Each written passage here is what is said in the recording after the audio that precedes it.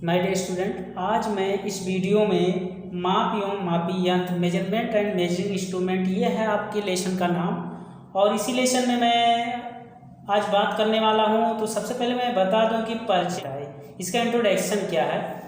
तो कार्यशाला वर्कशॉप में किसी जाप को बनाते समय ड्राइंग में दिए गए माप जैसे लंबाई, चौड़ाई, ऊंचाई, मोटाई, व्यास, अर्धव्यास तथा कोण आदि को मापने के लिए जिन यंत्रों की आवश्यकता होती है उन्हें मापी यंत्र कहते हैं। क्या कहते हैं? मापी यंत्र कहते हैं। आपका नेक्स्ट टॉपिक है माप यानी कि मेजरमेंट। अब मेजरमेंट किसे कहते हैं? वर्कशॉप में ड्राइंग के अनुसार जाप को परिशुद्ध बनाते समय मापों की जांच करने के लिए जिन यंत्रों की आवश्यकता होती है उन्हें मापी यंत्र मेजरिंग इंस्ट्रूमेंट कहते हैं। यानी कि मेजरिंग इंस्ट्रूमेंट क्या है, इसका डिफिनेशन। वर्कशॉप में जाप या कलपुर्जों को बनाते समय ड्राइंग में माप दी जाती है जैसे लंबाई, चौड़ाई, ऊंचाई, गोलाई, अर्धव्यास एवं कोण आदि। प्राय कार्यशालाओं में इन्हें दी गई मापों पर उत्पादन कार्य होता है। वर्कशॉप में ड्राइंग के अनुसार जाप को परिशुद्ध बनाते समय मापों की जांच करने के लिए जिन यंत्रों की आवश्यकता होती है उन्हें मापी यंत्र मेजरिंग इंस्ट्रूमेंट कहते हैं। नेक्स्ट टॉपिक माप के प्रकार, टाइप ऑफ मेजरमेंट। यानी माप कितने प्रकार के होते हैं? तो माप के प्रकार वर्कशॉप में पुर्जों का निर्धारित माप में निर्माण किया जाता है। पुर्जों के माप की परिशुद्धता मापी यंत्रों एवं कारीगर की दक्षता पर निर्भर करती है। ये मुख्यतः होती हैं linear measurement, angular measurement, radial measurement, plane surface measurement. ये चार प्रकार के होते हैं। तो सबसे पहले चलिए फर्स्ट टॉपिक में बात करते हैं कि लीनियर मेजरमेंट है क्या, किसे कहते हैं। जिस माप को सीधी रेखा में मापा जाता है, जिस माप को सीधी रेखा में मापा जाता है उसे रेखीय माप कहते हैं। ऐसे माप steel rule, vernier caliper, micrometer द्वारा मापे जाते हैं। जो लीनियर मेजरमेंट होता है। आपका नेक्स्ट टॉपिक है कोणीय एंगुलर मेजरमेंट। एंगुलर मेजरमेंट दो रेखाओं के आपस में कटने से जो कोण बनता है उसकी माप को कोणीय माप कहते हैं। कोणीय माप प्राय protractor, sine bar, angle gauge, गुनिया द्वारा मापे जाते हैं। तो नेक्स्ट है रेडियल मेजरमेंट। किसी जाप को गोलाई में माप लेने को रेडियल माप कहते हैं। रेडियल माप प्राय radial gauge, ring gauge, plug gauge आदि से मापे जाते हैं। Next topic plane surface measurement. यह वह माप है जिसमें जाब की सरफेस की समतलता मापी जाती है। इस प्रकार की माप को जांचने के लिए प्राय surface plate, surface gauge, straight gauge, dial test, indicator आदि का प्रयोग करते हैं। अब आपका रहा माप लेने की विधियाँ। मेथड ऑफ मेजरमेंट यानी कि जो हम माप लेते हैं कौन कौन से विधि से लेते हैं। तो आपका फर्स्ट है प्रत्यक्ष माप, डायरेक्ट मेजरमेंट। सेकंड है इनडायरेक्ट मेजरमेंट। थर्ड है कंपैरेटिव मेजरमेंट। ये तीन प्रकार से मेजरमेंट होते हैं यानी कि मेजरमेंट किया जाता है।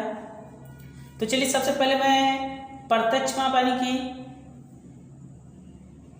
माप लेने की विधि यानी किसी भी जाप का मापन इन्हीं प्रकार से होता है जो मैं अभी बताया हूँ। तो चलिए मैं फर्स्ट टॉपिक पे बात करते हैं डायरेक्ट मेजरमेंट। तो डायरेक्ट मेजरमेंट क्या है? इस विधि में जाब को सीधे steel rule, vernier calliper, micrometer द्वारा मापा जाता है।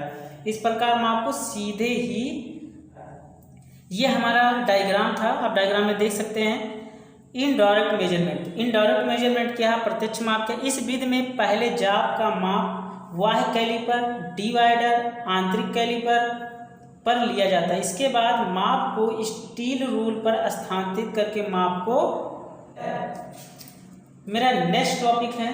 तो आप इस पहले डायग्राम में देखिए इनडायरेक्ट मेजरमेंट का, ये मेरी इनडायरेक्ट मेजरमेंट का डायग्राम है। अब मेरा नेक्स्ट टॉपिक है कंपैरेटिव मेजरमेंट। इस विधि में किसी जाब की माप किसी मास्टरपीस से तुलना करके ली जाती है। ये रहा आपका कंपैरेटिव मेजरमेंट, इनडायरेक्ट मेजरमेंट और डायरेक्ट मेजरमेंट का डिफिनेशन। तो चलिए मैं नेक्स्ट टॉपिक पे बात करते हैं मापी यंत्र, मेजरिंग इंस्ट्रूमेंट। मेजरिंग इंस्ट्रूमेंट क्या है, कौन कौन सी हैं? तो चलिए मैं बात कर रहे हैं इस पे। मापी यंत्र दो प्रकार के होते हैं। ऑर्डिनरी मेजरिंग इंस्ट्रूमेंट, सेकंड है प्रिसीजन मेजरिंग इंस्ट्रूमेंट।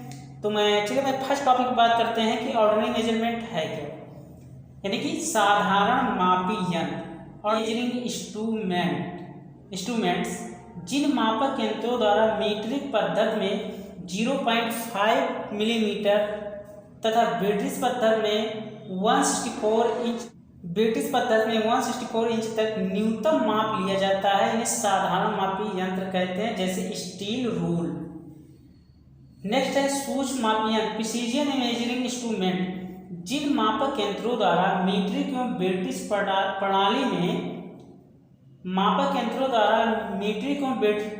प्रणाली में सूक्ष्म माप लिया जाए, उन्हें सूक्ष्म मापी यंत्र कहते हैं।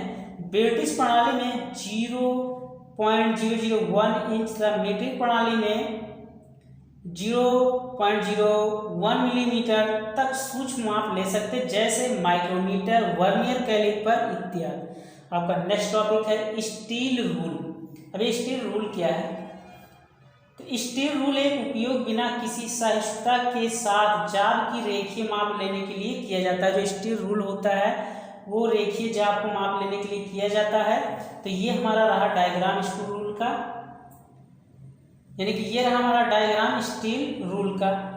और ये 150 मिलीमीटर, 300 मिलीमीटर तथा 600 मिलीमीटर माप में स्प्रिंग स्टील या जंगरोधक स्टेनलेस स्टील में उपलब्ध होते हैं, जिन पर 10 मिलीमीटर, 5 मिलीमीटर तथा 0.5 मिलीमीटर के अंश बने होते हैं। इन अंशों के रेखाओं की मोटाई 0.12 से 0.18 मिलीमीटर तक होती है। स्टील रूल की रीडिंग एक्यूरेसी 0.5 मिलीमीटर तक होती है। इसकी कोरों को सही ढंग से अपघर्षित करके सीधा बनाया जाता है। जंग से बचाव एवं अत्यधिक चमक कम करने के लिए क्रोम फिनिश की जाती है। स्टील रूल को लंबवत रख के माप लिया जाता है, जिससे लंबन त्रुटि होने की संभावना खत्म हो जाती है। तो ये रहा हमारा डायग्राम स्टील रूल द्वारा मापन का। मेरा नेक्स्ट टॉपिक है गुनिया, यानी ट्राई स्क्वायर, जिसको ट्राई स्क्वायर कहते हैं, उसको हिंदी में गुनिया कहते हैं। तो चलिए गुनिया का डिफिनेशन क्या है। गुनिया कठोरीकृत इस्पात का एक ऐसा परिशुद्धता मापी यंत्र प्रिसीजन इंस्ट्रूमेंट्स है जिसके द्वारा सतहों की वर्गाकारिता स्क्वायरेंस अर्थात समकोण की जांच की जाती है। गुनिया में समांतर सतहों वाला एक ब्लेड लगा होता है। ब्लेड स्टॉक से समकोण 90 अंश पर लगा होता है। तो आप इस डायग्राम में देख सकते हैं, स्टॉक है, ब्लेड है, 90 डिग्री पे लगा हुआ है, स्ट्रेट इज है यानी सिरा हुआ है। ये रहा डायग्राम। इसके मापने की परिशुद्धता लगभग 0.002 मिलीमीटर प्रति 10 मिलीमीटर लंबाई की होती है, जो कि सम्मान कार्यशाला में होने वाले कार्यों के लिए उपयुक्त है। गुनिया को उसकी ब्लेड लंबाई द्वारा विनिर्दिष्ट किया जाता है, जैसे 100 मिलीमीटर, 150 मिलीमीटर तथा 200 मिलीमीटर आदि। गुनिया का प्रयोग फायरिंग अथवा मशीनन की हुई सतहों की वर्गाकारिता की जांच में किया जाता है। आप देख सकते हैं फर्स्ट फिगर डायग्राम में देख सकते हैं। तो फर्स्ट डायग्राम में है सतहों को वर्गाकारिता की जांच इस डायग्राम में, और सेकंड डायग्राम में है जाब की समतलता की जांच। थर्ड डायग्राम में है समकोण रेखियां अंकित करना। ये रहा आपका डायग्राम ट्राई स्क्वायर से। और नेक्स्ट है आपका डायग्राम निर्मित जाब को होल्डिंग डिवाइस में लंबवत पकड़ने के लिए। ये आपका फोर्थ डायग्राम है। तो चलते हैं नेक्स्ट टॉपिक पे बात करते हैं। तो नेक्स्ट टॉपिक मेरा क्या है, गुनिया की सत्यता की जांच करना, checking try square for accuracy. Checking try square for accuracy, गुनिया की सत्यता की जांच करना। चलिए तो मैं फर्स्ट पॉइंट की बात करता हूँ। मास्टर गुनिया द्वारा गुनिया के बाहरी व भीतरी कोणों को जांच सकते हैं। मास्टर गुनिया द्वारा गुनिया के बाहरी व भीतरी कोणों की जांच सकते हैं। सेकंड पॉइंट है दूसरी विधि में गुनिया के सरफेस प्लेट के एक किनारे से सटाकर सरफेस प्लेट पे ब्लेड के साथ उसकी सीध में एक रेखा खींच लेते हैं। फिर गुनिया को पलटकर विपरीत स्थिति में गुनिया को रखकर पहले खींची हुई रेखा के साथ दूसरी रेखा खींचते हैं, यदि पहले वाली रेखा पर ही दूसरी रेखा आए या दोनों रेखाएं समांतर दिखाई दे तो समझ जाना चाहिए कि ये गुनिया शुद्ध है। मेरा अब सावधानियां क्या है, तो सावधानियां, तो फर्स्ट पॉइंट है सावधानियां में इसे गिरने से बचाना चाहिए। सेकेंड है इसे खुरदरी सतह पर प्रयोग नहीं करना चाहिए। थर्ड है इसे कटिंग टूलों से अलग रखना चाहिए। फोर्थ है इसे हथौड़े की तरह प्रयोग नहीं करना चाहिए। फिफ्थ है जाप को चेक करते समय ब्लेड को सतह पर रगड़ना नहीं चाहिए। ये रहा आपका checking try square for accuracy, गुनिया की सतह की जांच करना कैसे कैसे करते हैं, ये रहा इसका डिफिनेशन पॉइंटेड। अब हम बात करेंगे कैलिपर्स। तो कैलिपर्स क्या है, इसका डिफिनेशन क्या है, चलिए मैं आपको बता दें। कैलिपर एक साधारण माप मेजरिंग यंत्र है जिसका उपयोग एक स्टील रूल से जाप तक और इसके विपरीत मापन कर अंतरण करने के लिए किया जाता है। कैलिपर के लैब के आकार एवं जोड़ की किस्म के अनुसार विभिन्न प्रकार के होते हैं। कैलिपर को स्टील रूल के साथ प्रयोग किया जाता है जिसकी मापन शुद्धता एक्यूरेसी 0.5 मिलीमीटर तक होती है। कैलिपर के द्वारा जाप को समांतरता पैरेललिज्म की जांच उच्च प्रशुद्धता के साथ की जा सकती है। कैलिपर हाई कार्बन स्टील से बनी होती है, जो कैलिपर हमारा होता है हाई कार्बन स्टील से बना होता है। कैलिपर को हम जॉइंट जोड़ों के अनुसार, तो जोड़ों के अनुसार कैलिपर दो प्रकार के होते हैं। जोड़ों के अनुसार कैलिपर दो प्रकार के, फर्म ज्वाइंट कैलिपर मेरा फर्स्ट है, सेकंड है स्प्रिंग ज्वाइंट कैलिपर, ये दो प्रकार के होते हैं। तो चलिए सबसे पहले मैं फर्स्ट पॉइंट की बात करते हैं। क्या है, फर्स्ट है फर्म ज्वाइंट कैलिपर। दृढ़ जोड़ वाले कैलिपर में कैलिपर की दोनों लेग एक बिंदु पर स्थित होती है जिसमें निर्मित जाब की माप हेतु अपेक्षित साइज तक कैलिपर को खोला जाता है। ये रहा आपका फर्म ज्वाइंट का डायग्राम और स्प्रिंग ज्वाइंट का डायग्राम आप देख सकते हैं। तो चलिए मैं स्प्रिंग ज्वाइंट का मैं डिफिनेशन आपको बता दें। स्प्रिंग ज्वाइंट का डिफिनेशन क्या होता है। स्प्रिंग ज्वाइंट कैलिपर, स्प्रिंग जोड़ वाले कैलिपर में कैलिपर के दोनों लेग को एक स्प्रिंग वाली पिवेट पर लगाया जाता है। लेग को खोलने और बंद करने के लिए एक स्क्रू व नट लगा होता है। इस प्रकार के कैलिपर में शीघ्रता से इच्छित सेटिंग प्राप्त की जा सकती है। यूं यह सेटिंग तब तक नहीं बदल सकते हैं जब तक कि नट को घुमाया न जाए। कैलिपर के आकार को उसकी लंबाई से स्पेसिफाई किया जाता है जो कि पिवोट के केंद्र से लेग की नोक की दूरी होती है। कैलिपर माप की शुद्धता स्पर्श भाव पर निर्भर करती है, अर्थात माप लेते समय यह अनुभव करना चाहिए कि कैलिपर की लेग जाब की सतह को छू रही है या नहीं। आपका नेक्स्ट टॉपिक है लेग के अनुसार, अकॉर्डिंग टू लेग। बाह्य एवं आंतरिक कैलिपर की लेग अलग अलग आकार में होती हैं, यानी कि लेग अकॉर्डिंग टू लेग बाह्य एवं आंतरिक कैलिपर की लेग अलग अलग आकार में होती हैं। तो आपका फर्स्ट है आउटसाइड कैलिपर, सेकंड है इनसाइड कैलिपर और थर्ड है जेनी कैलिपर। ये रहा आपका कैलिपर। तो चलिए सबसे पहले मैं आपको बता दे रहा हूं कि आउटसाइड कैलिपर क्या है, बाह्य कैलिपर क्या है। बाह्य मापन के लिए जिस कैलिपर का प्रयोग किया जाता है उसे बाह्य कैलिपर कहते हैं, आप देख सकते हैं इस डायग्राम में।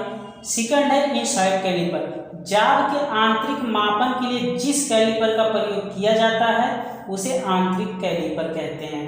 डायग्राम में देखिए जेनी कैलिपर का प्रयोग चिन्ह, मार्किंग तथा विन्यास लेआउट कार्यों में किया जाता है। इसमें एक लेग एडजस्टेबल डिवाइडर बिंदु वाली होती है तथा दूसरी लेग मुड़ी होती है। कैलिपर की दोनों लेग को आपस में एक स्थिर जोड़ फर्म ज्वाइंट द्वारा जोड़ा जाता है। जेनी कैलिपर निम्नलिखित नाम से, यानी जेनिक कैलिपर जो होते हैं उनके कुछ नाम ही होते हैं जो उनके नाम से हम जानते हैं।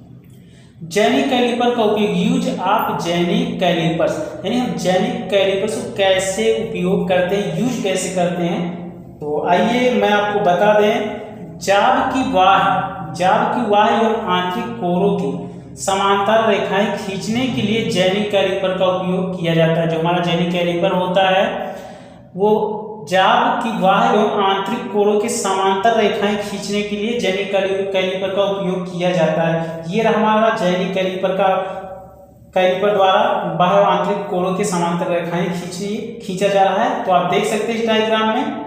मेरा नेक्स्ट है, जेनी कैलिपर को किसी गोलाकार छड़ के केंद्र की स्थिति निर्धारण में उपयोग किया जाता है। जो हमारा जेनी कैलिपर को किसी गोलाकार छड़ के केंद्र की स्थिति निर्धारण में उपयोग किया जाता है। तो आप यहाँ पे देख सकते हैं कि जो ये जेनी कैलिपर है, इसको मैं गोलाकार छड़ के केंद्र की स्थिति निर्धारण उपयोग करने में कैसे इसे यूज करते हैं तो आप इस डायग्राम में हमें देख सकते हैं। फिर नेक्स्ट है, समानता मुड़ी हुई लैग वाले, यानी कि समानता जो मुड़ी हुई लैग वाले कैलिपर के द्वारा आंतरिक कोर के सहारे समांतर रेखाएं खींची जाती है। इसके द्वारा वक्राकार कोरों के सहारे भी रेखाएं खींची जाती है। अब मेरा तो आप इस डायग्राम में देख सकते हैं, आंतरिक कोर के सहारे समांतर रेखाएं खींचना है। आंतरिक कोर के सहारे समांतर रेखाएं खींचना, तो इस डायग्राम में देख सकते हैं, हील प्रकार के कैलिपर को प्रयोग से किसी बाहरी ओर के सहारे समांतर रेखाएं खींचते हैं। यानी जो हील होता है, हील प्रकार के कैलिपर को प्रयोग से किसी बाहरी कोर के सहारे समांतर रेखाएं खींची जाती है। तो आप इस डायग्राम में हमारे देख सकते हैं बाहरी कोर के सहारे समांतर रेखाएं खींचना। ये रहा आपका लेसन का जितने भी टॉपिक थे, यानी कि मेजरमेंट एंड मेजरिंग इंस्ट्रूमेंट का ये लेसन आज हमारी इस वीडियो में समाप्त हो गया है। अब नेक्स्ट वीडियो में मैं लेके आऊँगा नेक्स्ट लेसन।